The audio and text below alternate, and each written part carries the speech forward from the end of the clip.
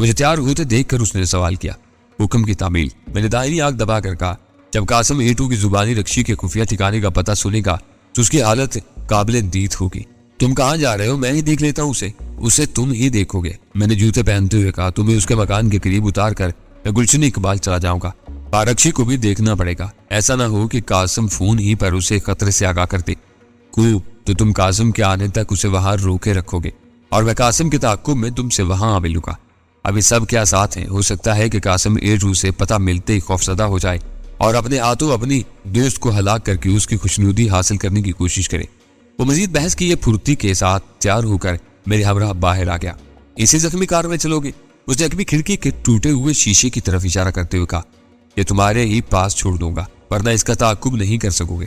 سرخشی کے مکان کا محل وقوع سمجھا دو تو میں ٹیکسی سے وہاں پہنچ جاؤں گا۔ میں نے پروگرام میں تبدیلی کرتے ہوئے کہا۔ اسے ڈرائیونگ سیٹ سنبھال لی اور مجھے رکشی کے مکان کا پتہ سمجھانے لگا۔ گھر سے نکلنے سے قبل ہم دونوں ہتھیار لینا نہیں بھولے تھے۔ راستے میں سلطان شاہ نے مجھے ایک ایسی جگہ اتار دیا جہاں سے مجھے آسانی کے ساتھ ٹیکسی مل سکتی تھی اور خود آگے بڑھتا چلا گیا۔ میں نے ٹیکسی سمیت گلیوں میں بھٹکنے کے بجائے راشد بناس روڈ پر شادی ہال کے قریب ٹیکسی چھوڑ دی اور تھوڑی دیر تک گلیوں میں بھٹکنے کے بعد مطلوبہ پتے پر پہنچنے میں کامیاب ہو گیا۔ مطلوبہ مکان 400 مربع گز کی تعمیرات کے علاقے میں واقع تھا۔ میں سلطان شاہ سے سن چکا تھا کہ اس محلے کے لوگ اپنی آبادی میں اس غیر آباد مکان کی طرف سے تشویش میں مبتلا رہتے تھے اور کئی بار قاسم سے اس مکان کو آباد کرنے کے مسئلے پر ناکام گفتگو بھی کر چکے تھے۔ لہذا رکشی جیسی خوبرو لیکن تنہا لڑکی کے آباد ہونے سے ان کے شکوک میں اضافہ ہونا لازمی امر تھا۔ ان حالات میں اگر میں خاموشی سے مکان میں داخل ہونے کی کوشش کرتا اور اہل محلہ میں سے کسی کی نگاہ پڑ جاتی تو غیر ضروری طور پر ایک ہنگامہ کھڑا ہو سکتا تھا۔ لہٰذا میں نے مکان میں داخلے کے لیے باقاعدہ طریقہ اختیار کرنے کا فیصلہ کرتے ہوئے اطلاعی گھنٹی کا بٹن بجانے سے پہلے پھاٹک اور ذیلی کھڑکی پر دباؤ ڈال کر آزمایا تو دونوں ہی راستے اندر سے بند تھے۔ میں نے اطلاعی گھنٹی بجائی اور جواب میں کسی کے نمودار ہونے کا انتظار کرنے لگا۔ چند ثانیوں تک انتظار کے بعد میں نے دوبارہ پش بٹن پر انگلی رکھ دی۔ اس بار میں نے اندر سے گھنٹی کی آواز کی باز گشت بھی سننا چاہی لیکن ناکام رہا۔ معلوم ہوتا تھا کہ پش بٹن کو بجلی کی فراہمی منقطع کر دی گئی تھی۔ آئینی پھاٹک بجانے کا رد عمل حوصلہ افزا رہا۔ تھوڑے سے وقفے کے بعد پھاٹک کے پیچھے پختہ فرش پر آہٹ سنائی دی۔ اس کے ساتھ آواز زبری، کون ہے؟ دروازہ کھولو۔ رکشی کی آواز پہچان کر میں نے بھاری آواز میں کہا۔ ذیلی کھڑکی کھلی اور گیٹ لیمپ کی روشنی میں غیر متوقع طور پر مجھے اپنے روبرو دیکھ کر اس کی آنکھیں حیرت سے پھیلتی چلی گئیں۔ تو تم یہاں کیسے؟ اس کے ہونٹوں سے سسراتی ہوئی آواز نکلی۔ آ ہی گیا ہوں تو کیا اندر بھی نہیں بلاؤ گی؟ میں نے پیش قدمی کرتے ہوئے مانی کے لہجے میں کہا اور اسے سمجھ لیا کہ مجھے باہر روکنے کی کوشش بے سود ثابت ہوگی۔ اس نے میرے لیے راستہ چھوڑ دیا۔ میں نے اندر داخل ہو کر پھاٹک بند کر دیا۔ اس کی طرف مڑا تو عمارت کی طرف میری رہنمائی کے بجائے دونوں ہاتھ کمر پر رکھ کے وہیں کھڑی تھی اور تشویش زدہ نگاہوں سے میری طرف دیکھے جا رہی تھی۔ کیوں گھور رہی ہو؟ میں نے تیکھی مسکراہٹ کے ساتھ سوال کیا۔ میری بے بسی سے لطف اندوز ہونے کے طریقوں کے بارے میں تو نہیں سوچ رہی؟ اس کے ہونٹوں پر پھیکا سا تبسم تیر گیا۔ بس اتنا بتا دو کہ تم یہاں تک کیسے پہنچے؟ ٹیکسی سے۔ یہ کہہ کر میں نے مصالحانہ انداز میں اسی کا ہاتھ تھام لیا۔ آؤ اندر بیٹھ کر سکون سے گفتگو کریں گے، تمہیں فکر مند ہونے کی ضرورت نہیں۔ اس نے کوئی مزاحمت نہیں کی، بس خاموشی سے میرے ساتھ چلتی۔ مجھے ڈرائنگ روم میں بٹھا کر وہ چند ثانیوں کے لیے اندر گئی اور واپس لوٹی تو اس کے ہاتھ میں وینٹی بیگ موجود تھا۔ اس میں دور ہی سے خاصا ابہار نظر آ رہا تھا۔ رکشی کے چہرے پر سکون کے آثار سے مجھے یہ اندازہ لگانے میں کوئی دقت پیش نہیں آئی۔ اس بیگ میں بھرا ہوا ریوالور موجود تھا، لیکن میں خاموش ہی رہا۔ وہ میرے سامنے بیٹھ گئی۔ اس وقت میرے دل میں رکشی کے بارے میں عجیب سے جذبات موجود تھے۔ اس سے میرے مراسم کی نوعیتیں ملی جلی سی تھی۔ اس نے دوستی کی آڑ میں میرے سر پر مسلط ہونے کی کوشش کی تھی، لیکن میں اس سے دامن بچاتا رہا تھا۔ پھر جب اس نے نشے کی حالت میں میرے سامنے بہت سے اعترافات کیے تو صورتحال ایک دم بدل گئی۔ A2 نے مجھے رکشی کے اعترافات سننے کے بعد اس کی ہلاکت کا حکم جاری کر دیا، لیکن قاسم نے رکشی سے اپنی دوستی نبھانے کے لیے اسے رپوش کر دیا۔ اس دوران میں میری کار میں ٹائم بم رکھوانے کے ساتھ ہی رکشی نے فون پر مجھے دھمکیاں بھی دی تھی۔ اس اعتبار سے دوستی کے بجائے ہمارے درمیان سنگین قسم کی دشمنی کی دیوار حائل ہو گئی تھی۔ کچھ نہیں کہا جا سکتا تھا کہ A2 سے گلشن اقبال کے اس مکان کا پتہ سننے کے بعد قاسم کیا قدم اٹھاتا۔ اگر وہ اس مکان میں آ کر رکشی کو ٹھکانے لگاتا تو یہ نااہلی کے اعتراف کے مترادف ہوتا۔ وہ کراچی میں رہتے ہوئے رکشی کے ٹھکانے سے علمی ظاہر کرتا رہا اور A2 کا لاہور سے دیا ہوا پتہ درست ثابت ہو جاتا۔ دوسرا راستہ یہ تھا کہ قاسم رکشی سمیت غائب ہونے کی کوشش کرتا، لیکن اس کی ایسی کوئی بھی کوشش خودکشی کے مترادف ہوتی۔ A2 باغیوں کے خلاف کسی رعایت کا قائل نہیں تھا۔ وہ ان دونوں کے خاتمے کے لیے اپنے سارے وسائل داؤ پر لگا سکتا تھا۔ ان حالات میں قاسم کے لیے ایک ہی راستہ قابل عمل رہ جاتا تھا کہ وہ رکشی کو گلشن اقبال کے اسی مکان سے فوری طور پر ہٹا کر A2 کو اطلاع دے دے کہ اس کے دیے ہوئے پتے پر رکشی نہیں مل سکی۔ قاسم کی ایسی ہی کسی حرکت کا سدجواب کرنے کے لیے A2 نے مجھے اس پر نگاہ رکھنے کا حکم دیا تھا۔ उन पेचीदा हालात में रक्षी का मुस्तकबिल बहुत गैर यकीनी नजर आ रहा था। उसके ठिकाने की इत्तला मैंने खुद A2 को दी थी ताकि अपने लापता होने का जवाब पेश कर सकूं, मगर हकीकत ये थी कि रक्षी को उस घर में मौजूद पाकर मेरे दिल के किसी गोशे में बेनाम सी फलस जन्म ले चुकी थी। मेरे सवाल का जवाब नहीं दिया तुमने। चंद सानियों के असाब शिकल सुकून के बाद रक्षी ने बराह रास्त मेरी आंखों में देखते हुए सवाल किया। वेंटी बैग पर काबज होने के बाद वो हैरत और खौफ की इब्तदाई लहर पर काबू पा चुकी थी। तुम एक लम्हे के लिए भी मेरी निगाहों से ओझल नहीं हो सकी थी। मैंने सिगरेट सुलगाते हुए कहा, तुम्हारे इस ठिकाने का मुझे पहले ही इल्म हो गया था, अब फुर्सत मिली तो चलाया, आने का सबब भी बता लो। उसने वेंटी बैग की जिप खोल ली थी और दाहिना हाथ उसमें रखे हुए रिवाल्वर पर था। वो समझ रही थी कि मैं उससे बाखबर था। मैंने भी उसे कुछ जताने की कोशिश नहीं की। दोस्ती की तजदीद समझ लो, मैंने मुस्कुराकर कहा। तुम दुश्मनी करके अभी तक मेरा कुछ नहीं बिगाड़ सकी, तो मैंने सोचा कि मैं खुद तुम्हें एक मौका फराहम करूं। लगे हाथों ये भी मालूम हो जाएगा कि मुझे खौफजदा करके तुमने क्या मकसद हासिल करना चाहा था। तुम इस शहर में हीरोइन की तिजारत के सबसे बड़े हिस्सेदार हो। चंद लम्हों तक सोचने के बाद उसने तायद तलब लहजे में कहा, मगर मैं खामोश रहा। तो बात जारी रखते हुए बोली, तुम देख चुके हो कि जो लोग मेरे साथ हैं वो तुम्हें किसी भी वक्त और कहीं भी खत्म करने की सलाहियत रखते हैं। हमें तुम्हारी आमदनी में अपना हिस्सा चाहिए। खूब बेतंजिया लहजे में बोला, तो इसका मतलब ये हुआ कि तुम बागी होकर मुकाबले पर उतर आई हो? सीधी सी बात है, वो मजबूत लहजे में बोली। मैंने अपनी जिंदगी का खूबसूरत तरीन अरसा इस तंजीम की जड़ों को सींचने में सर्फ किया, लेकिन मेरी एक लफ्जिश ने मेरी सारी खिदमत पर पानी फेर दिया। मैं आखिर तक यही समझती रही कि तुम मेरे फ्रेम में आ गए हो, इसलिए तुम्हारे साथ मैं दोषी में बेतदाली की हद तक जा पहुंची और तुम्हारा मंसूबा कामयाब हो गया। तुमने मेरी जुबान खुलवा ली। मैं मानती हूँ कि वो मेरी गलती थी, लेकिन तुम तंजीम के अंदर के आदमी थे। अगर मैंने बाहर के किसी आदमी पर कोई राज फाश किया होता तो वाकई बदतरीन सजा की मुस्तहिक होती। मेरे बारे में बहुत सफाकाना फैसला किया गया। तुम किसी से ये तवक्को नहीं कर सकते कि वो आंखें बंद करके जमीन पर लेट जाए और जिसका जी चाहे उसे बेरहमी के साथ सिवा कर डाले। बात छोटी और बड़ी गलती की नहीं, तुमने का असूल तोड़ा था। तुम ऊपर की सतह के आदमी हो। उसका लहजा नफरत अमेज हो गया। मैंने बहुत निचली सतह से तंजीम के लिए काम की इब्तिदा की थी। हीरोइन के कारोबार के फरोग में खून पसीने के साथ खुददारी का लाहू भी शामिल है। मेरे एहसासात को समझना तुम्हारे लिए मुहाल है, लेकिन तुम तनहा तंजीम से नहीं लड़ सकती। मेरे सामने तो दो ही रास्ते थे कि लड़कर जिंदा रहूं या सजाए मौत का फैसला कबूल करके कत्ल हो जाऊं। वो तल्ख लहजे में बोली, अभी मुझ में जिंदा रहने का वलवला मौजूद है, इसलिए मैंने पहली राह इख्तियार की। और ये कैसे समझ लिया तुमने कि मैं तनहा हूँ? ये तुम्हारी संगीन भूल है। मैं बता चुकी हूँ कि मेरे साथ खासे ताकतवर लोग हैं। मैंने उसकी बात काट दी। तुमने मुझे यही तासुर देने की कोशिश की है, लेकिन मुझे फरेब देना तुम्हारे लिए आसान नहीं है। अगर कासिम के दिल में तुम्हारे लिए नरम गोशा ना होता तो मैं देखता कि तुम कितने घंटे जिंदा रहती। मेरे अल्फाज पर वो चौंक पड़ी और उसकी आंखें हैरत से फैल गई। ये सब बकवास है। मुझे अच्छी तरह मालूम है कि उस शहर में सजा के तमाम फैसले उसी के हाथों नाफिज होते हैं। वो तो पूरे शहर में मेरी बूझ सूंघता फिर रहा होगा। वो बोली तो उसके लहजे में एतमाद मफकूद था। मैं हंस पड़ा। तुम भूल रही हो कि मैं शुरू से तुम्हारी निगरानी कर रहा हूँ। तुम इस मकान में पहुंच जाने वाला कासिम ही था। मैं चाहता तो किसी भी वक्त तुम्हारा पत्ता साफ करवा सकता था। ये तो बस तुम्हारी हरकत का बदला था। तुमने मेरी कार में टाइम बम रखवाया और मुझे इत्तला भी दे दी। इसी तरह मुझे सब कुछ मालूम था, लेकिन खामोश रहा। अब हमारा हिसाब बराबर है। मेरे साथ जो लोग हैं वो हैं, तुम्हारे के एहसास से हकायक नहीं बदल सकते। उसने उकताहट का इजहार करते हुए कहा, ये बताओ कि मेरे मुतालबे का क्या जवाब है तुम्हारे पास? कैसा मुतालबा? मैंने हैरत से पूछा।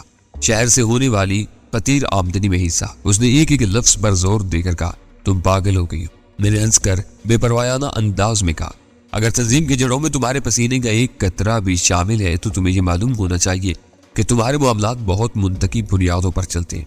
हिसाबात में कितने हाथ मुलव्वस होते हैं और आमदनी में से एक पैसे की भी खुर्द बुर्द का इम्कान नहीं है, और ना ही तंजीम के बड़े किसी का कराज गुजार बनना पसंद करेंगे। सजाए मौत की इत्तला ने तुम्हारे दिमाग पर असर डाला है। तुम्हें मुकम्मल आराम की जरूरत है। तंजीम से हमारा कोई वास्ता नहीं। अगर तुम असूली तौर पर मुतालबा मानने पर आमादा हो तो मेरे पास काबिल अमल तरीकाकार भी मौजूद है। तंजीम को इस लेन देन की हवा भी नहीं लग सकेगी। हर बात तुम्हारी सतह पर दफन हो जाएगी। पहले मुर्गी या पहले अंडे वाली बात है। मैंने बेपरवायाना अंदाज बरकरार रखते हुए कहा, तंजीम की आमदनी मेरी जेब में तो जाती नहीं। मैं तंजीम का वफादार भी हूँ, लेकिन शहर में बिला वजह किसी से मुखासमत मोल देना नहीं चाहता। अगर अपनी गर्दन बचाए रखने के लिए कुछ करना पड़ता है तो कोई मुजायका नहीं है। सारी बात बस तरीकाकार की है। तरीकाकार महफूज और काबिल अमल हो तो इस पर गौर किया जा सकता है। मेरा मकसद दरअसल रक्षी की जुबान खुलवाना था ताकि उसके साजिशी मंसूबे का कुछ इल्म हो सके। इस मसले पर मुझे एहसास हुआ कि मैंने रक्षी और कासिम की रफाकत का इंकशाफ करके हमाकत का इत्तकाब किया था। अगर रक्षी कासिम के हाथों मरने से कबल उसे इस नुक्ते से आगाह कर देती तो कासिम A2 की निगाहों में اپنا مقام برقرار رکھنے کے لیے رازداری کی بنا پر میرے لہو کا پیاسا ہو جاتا۔ زیادہ بولنے کی وجہ سے میں نے اپنے لیے ایک بڑی دشواری پیدا کر لی تھی۔ طریقہ کار بہت سیدھا سا ہے، مقامی مارکیٹ میں تمہارے ذریعے مقررہ مقدار میں ہمارا مال فروخت ہوگا اور وہی ہمارا حصہ ہوگا، اس نے کہا۔ دوسرے الفاظ میں ہمیں اپنے مال کی کھپت میں کمی کرنا پڑے گی۔ میں نے دل ہی دل میں اس کی تجویز کو سراہتے ہوئے کہا۔ ظاہر سی بات ہے اس بار رکشی کا لہجہ بے نیازانہ تھا۔ شاید تم بھول رہی ہو کہ مقامی سربراہ کے طور پر مقررہ ٹارگٹ کا حصول میری ذمہ داری ہے، اور اوپر والوں کی معلومات کا یہ عالم ہے کہ ٹارگٹ کبھی آسان ثابت نہیں ہوا ہے۔ یہ سب تمہارے سوچنے کی باتیں ہیں، تمہیں اس بکیڑے کی ضرورت ہی کیا ہے؟ اپنا مال تم براہ راست بھی بیچ سکتے ہو۔ وہ مسکرانے لگی۔ جب تقسیم اور فروخت کا ایک مربوط نظام موجود ہے تو ہمیں پاپڑ بیلنے کی کیا ضرورت ہے؟ پھر بتدریج ترقی کرتے کرتے اگر تم اوپر کے منصب پر پہنچ گئے تو پوری تنظیم ہی ہماری ہوگی۔ مجھ پر نگاہ کیوں ہے تمہاری؟ میں نے جھنجھلا کر سوال کیا۔ جب سے تم سے ٹھنی یہ منصوبہ بھی فروغ پانے لگا، لیکن میرے لیے یہ سب ناقابل قبول ہے، میں نے سخت لہجے میں کہا۔ میں اچھی طرح جانتا ہوں کہ دشمنی مول لے کر کس طرح زندہ رہ جاتا ہے۔ میرے ساتھ کوئی حرکت کی گئی تو اگلی صبح دشمنوں کے کٹے ہوئے سر شہر کی کوڑے دانوں سے برآمد ہوگی۔ اس کی الٹ بھی ہو سکتا ہے کہ تمہیں کسی جوابی اقدام کی مہلت بھی نہ مل سکے۔ سر لہجے میں یہ کہتے ہوئے رکشی نے اچانک ریوالور نکال لیا اور ایک جھٹکے کے ساتھ صوفے سے اٹھ گئی۔ رکھ لو اس کھلونے کو، میں نے اس کی حرکت کا کوئی اثر لیا بغیر کہا۔ ایسی دھمکی سے تم مجھے مرعوب نہیں کر سکتی، تم نے خود اپنے لیے ہر راستہ مسدود کر لیا ہے۔ وہ فاتحانہ انداز میں مسکرائی۔ تم ایک بہت بڑی غلطی کر بیٹھے ہو۔ میرے اور قاسم کے باہمی اشتراک کی بات کتنی غیر حقیقی کیوں نہ ہو، لیکن عقل کو لگتی ہے اگر تم اپنی اس نادر رائے کا اظہار اینٹ اوپر کر بیٹھے تو قاسم کے لیے ناقابل بیان دشواریاں پیدا ہو سکتی ہیں۔ وہ میرا دوست ہے، میں اسے کسی قسم کی الجھن گرفتار ہوتے نہیں دیکھ سکتی۔ تو پھر دھمکانے سے کیا فائدہ؟ گولی چلا دو۔ فی الحال تم میری تحویل میں ہو، تمہارا فیصلہ وہ خود ہی کرے گا۔ کیا خواب گاہ میں سویا ہوا ہے؟ میں نے مذاکرانہ لہجے میں سوال کیا۔ بلا کر فیصلہ جلدی کروا لو، مجھے سونے سے قبل کچھ ضروری کام بھی نپٹانے ہیں۔ دونوں ہاتھ اٹھا کر دیوار کی طرف منہ کر کے کھڑے ہو جاؤ، اس نے تہمکانہ لہجے میں کہا۔ تلاشی بے سود ہوگی، میں نے اسے تاؤ دلانے کی نیت سے بدستور مسکراتے ہوئے کہا۔ تم جیسی کسی عورت سے مقابلے کے لیے دھماکہ خیز ہتھیار لیے پھرنا میرے لیے کھلی بدسوکی ہے۔ تم کچھ بھی برآمد نہ کر سکو گی، جو کہہ رہی ہوں اس پر عمل کرو ورنہ پچھتاؤ گے۔ وہ چلا کر ریوالور کی نال کو جنبش دیتے ہوئے بولی۔ جو چاہو گی وہی کروں گا، بس ایک بات کا جواب دے دو۔ بکو۔ وہ نچلا ہونٹ دانتوں میں دبا کر رسیلی نگاہوں سے مجھے گھورنے لگی۔ جس روز قاسم نے تمہیں یہاں چھوڑا اس دن وہ شہر سے باہر کہاں گیا تھا؟ میں نے سوال کیا۔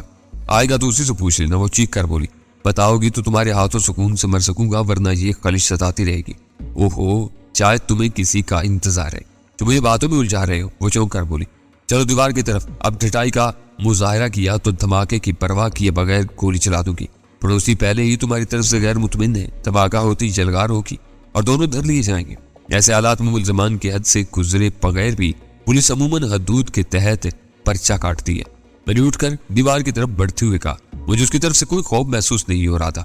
میں جانتا تھا کہ مجھے سب کچھ گلوائے بغیر وہ میرا بال بھی بیکا نہ کر سکے گی۔ اس نے پیچھے سے ٹول کر میری تلاشی لے ڈالی لیکن کچھ بھی برآمد نہ کر سکی۔ میں چاہتا تو اس وقت آسانی کے ساتھ اسے زیر کر سکتا تھا، لیکن میں دیکھنا چاہتا تھا کہ وہ آخر کار میرے ساتھ کیا سلوک کرے گی۔ تلاشی سے مطمئن ہو کر اس نے مجھے دوبارہ صوفے پر بیٹھنے کی اجازت دے دی۔ تو میری تجویز تمہارے لیے قابل قبول نہیں ہے، اس نے میری آنکھوں میں دیکھتے ہوئے سوال کیا۔ ایسے فیصلے پل بھر میں نہیں کیے جا سکتے، میں نے ناصحانہ لہجے میں کہا۔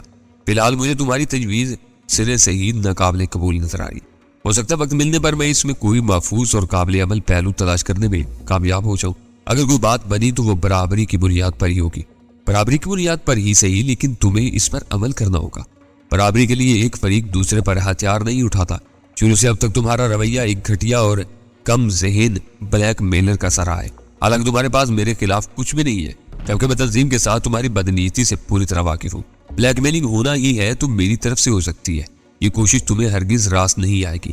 ایک زبان تقدم کو تم بلیک میلنگ نہیں کہہ سکتے۔ اس نے ریوالور گود میں ڈال لیا۔ میرے وہم و گمان میں بھی نہیں تھا کہ تم اچانک یہاں پہنچو گے، پھر تمہارے اصرار پر مجھے اپنا مقصد بھی ظاہر کرنا پڑا۔ تم اب بھی بس ضد ہو کہ تمہاری پشت پر قاسم کے علاوہ کچھ اور لوگ ہیں، میں نے ٹٹولنے والے لہجے میں سوال کیا۔ جب تم سب کچھ جانتے ہو تو میری زبان سے کیوں سننا چاہتے ہو؟ وہ ہتھیار ڈالتے ہوئے بولی۔ شہر میں ہیروئن کی تمام تر تجارت پر تمہارا اور قاسم کا کنٹرول ہے۔ اگر تم دونوں مل جاتے ہو تو اوپر والوں کو کسی بات کی ہوا بھی نہ لگ سکے گی۔ بات کھل کر سامنے آ گئی تھی۔ اس قسم کی ہیرا پھیری کے بارے میں قاسم براہ راست مجھ سے بات کرتے ہوئے گھبراتا تھا کہ کہیں اس کا ہم خیال نہ ہونے کی صورت میں اس کے عزائم سے اوپر والوں کو باخبر نہ کر دوں۔ لہٰذا وہ اپنی خواہش کو دل ہی دل میں پروان چڑھاتے ہوئے مناسب وقت کا منتظر رہا۔ اسی دوران رکشی پر میرا ہاتھ پڑ گیا اور اس کے اعترافات اس کے تابوت میں آخری کیل بن گئے۔ A2 نے اس کے قتل کا حکم صادر کیا تو قاسم اسے عملی جامہ نہ پہنا سکا۔ شاید وہ دل کے ہاتھوں مجبور تھا۔ وہ خود کھل کر میرے سامنے نہیں آ سکا، لیکن میرے خلاف ایسے شواہد جمع کرنے کی بھرپور کوششوں میں مصروف رہا جن کی بنیاد پر مجھے اپنے سامنے جھکا سکے اور دو طرفہ کمزوریوں کی بنیاد پر بے خوف ہو کر سازشی منصوبے کے بارے میں بات کر سکے۔ میرے محتاط اور جارحانہ رویے کی وجہ سے اس کی ہر کوشش ناکام ہوتی چلی گئی۔ دوسری طرف رکشی سزا سے بچنے کے لیے روپوش ہو گئی تھی اور اس کا مجھ سے متنفر ہونا قدرتی امر تھا۔ لہذا قاسم نے اس پر خواہش سے فائدہ اٹھانے کا فیصلہ کرتے ہوئے میرے خلاف رکشی کا ہوا کھڑا کر دیا۔ اس طرح وہ مجھے اس مقام پر لانا چاہتا تھا جہاں میرے ساتھ مل کر آزادی کے ساتھ ہیروئن کی تجارت میں حصہ داری کے امکانات کو عملی شکل دے سکے، لیکن اس کوشش میں بھی وہ ناکام ہی رہا۔ رکشی شروع سے میری نگاہ میں تھی، شاید اس کی کوئن گاہ کا پتہ میری ہی ذات تک محدود رہتا، لیکن A2 مجھ سے اس عرصے کے بارے میں جواب طلب کر بیٹھا جو میں نے اس کے خلاف لاہور میں کارروائی کرتے گزارا تھا، اور مجھے اس غیر حاضری کی بنیاد پر بے بنیاد نئی کہانی تراشنا پڑ گئی جو سراسر قاسم کے خلاف تھی۔ قاسم باغی ہو گیا تھا اور رکشی کو چھپا کر اس کی روپوشی کا سواگ رچایا ہوا تھا۔ یوں قاسم A2 کی لسٹ پر آ گیا، مگر اس نے مصلحتاً قاسم کے خلاف کوئی فیصلہ صادر نہیں کیا۔ اس کہانی کی بنیاد پر مجھے کئی فوائد حاصل ہوئے، جن میں اہم ترین یہ تھا کہ میری غیر حاضری مشتبہ نہیں رہی تھی۔ کوئی یہ سوچ بھی نہیں سکتا تھا کہ میں نے کراچی سے لاہور جا کر تنظیم کے مفادات پر کاری ضربات لگائی ہوں گی، بلکہ A2 تو یہ بھی کہہ چکا تھا کہ لاہور میں دیکھا جانے والا مشتبہ جوڑا قاسم ہی کا فرزدادہ نہ ہو۔ دوسری طرف A2 کے پاس غزالہ کی تصویر موجود تھی، مگر اس نے غزالہ کی تلاش کی مہم سے قاسم کو قطعی لا علم رکھنے کا فیصلہ کر لیا اور اس کی تلاش کی ذمہ داری کلی طور پر مجھے سونپ دی گئی تھی۔ اس طرح غزالہ کو درپیش خطرات بہت محدود ہو کر رہ گئے تھے، ورنہ قاسم کے لیے اس کا کوئی لگانا یا نکالنا ناممکن نہیں تھا۔ شہر میں ہیروئن کی ناجائز تجارت کو پھلتے پھولتے دیکھ کر قاسم کی نیت میں فتور آ چکا تھا، لیکن وہ اکیلا کوئی ہیر پھر نہیں کر سکتا تھا۔ وہ مجھے پوری طرح تنظیم کا وفادار سمجھتے ہوئے میری کمزوریوں سے فائدہ اٹھانے کی فکر میں تھا۔ ادھر میں خود تنظیم کی بے کنی پر تلا ہوا تھا۔ شاید میرے ارادوں کو تائید غیبی ہی حاصل تھی کہ حالات تیزی سے موافق رخ اختیار کرتے جا رہے تھے۔ جب میں نے موت بیچنے والوں کے خلاف اپنے مشن کا آغاز کیا تو میں تنہا تھا، لیکن اب لاہور میں ایشین سنڈیکیٹ لمیٹڈ کے مختار عام تسیر خان جیسا آدمی میرے ہاتھ میں تھا۔ قاسم مالی مفادات کے لیے میرے ساتھ مل بیٹھنے پر آمادہ تھا۔ سکندر علی اور مٹا خان جیسے اہم اور ضمیر فروش مہرے جہنم واصل ہو چکے تھے۔ لاہور میں A2 کا ایک اہم ترین ٹھکانہ خفیہ ٹیلی فون اور اسلحہ کے ناجائز ذخیرے سمیت ہولناک آتش زنی میں تباہ ہو گیا تھا۔ میری مخبری پر آتش زنی کے سلسلے میں A2 کے وہ 2 آدمی گرفتار کر لیے گئے تھے جو لاہور میں ایشین سنڈیکیٹ کے دفتر سے واپسی پر غزالہ کے اغوا کی ناکام کوشش میں ملوث تھے۔ وہ A2 کے لیے اتنے ہی اہم تھے کہ ان کی گرفتاری کو اپنے لیے سنگین خطرہ تصور کرتے ہوئے A2 نے ان دونوں کو حوالات میں زہر دے کر ہلاک کروا دیا۔ آثار یہ بتا رہے تھے کہ اپنی ذات پر پڑا ہوا دبیز نقاب برقرار رکھنے کے لیے وہ بڑی سے بڑی خون ریزی پر بھی آمادہ تھا۔ لاہور سے A2 کے جو 2 افراد میرے اور غزالہ کے پیچھے لگے تھے، ان میں کرامت نامی مرد کو سلطان شاہ نے ٹھکانے لگا دیا تھا۔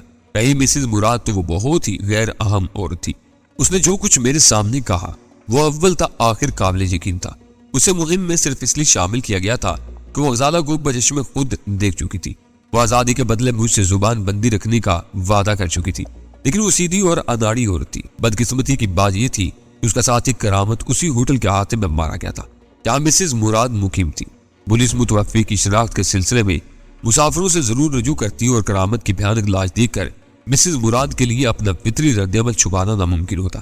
مرد والے سے کسی تعلق کی بنیاد پر اس کا پولیس کی تحویل میں جانا لازمی امر تھا، اور اگر وہ کڑی باز پرس کے نتیجے میں بکھلا کر سب کچھ اگل بیٹھتی تو اس کے بیان کے حوالے سے یہ بات اخبارات میں اور A2 تک پہنچ سکتی تھی کہ ملازمت کی تلاش میں ایشین سنڈیکیٹ لمیٹڈ کے دفتر میں آنے والی لڑکی اور اس کے 2 ساتھیوں کو اس نے بچشم خود کراچی میں دیکھا تھا۔ مسز مراد کا پولیس کی تحویل میں جانا میرے لیے مضر تھا۔ اس کے ساتھ A2 بھی اس بات کو ہرگز پسند نہ کرتا کہ قتل اور اس سے متعلقہ مشتبہ اور پراسرار حالات کے حوالے سے ایشین سنڈیکیٹ کا نام پولیس کی توجہ کا مرکز بنے۔ بدقسمتی یہ تھی کہ مسز مراد کے بارے میں A2 کو باخبر کرنا میرے لیے ممکن نہیں تھا۔ جس وقت اس نے مجھے فون کیا بظاہر میں مسز مراد اور کرامت کے وجود سے لا علم تھا، لیکن A2 کی زبان سے ان دونوں کے بارے میں سن لینے کے بعد میں اس سے کھل کر بات کر سکتا تھا، مگر میرے پاس A2 سے رابطے کا کوئی ذریعہ نہیں تھا اور اس کا فون اگلی رات سے پہلے آنے کی توقع نہیں تھی۔ مجھے سوچ میں ڈوبے اور پا کر رکشی نے ٹوکا۔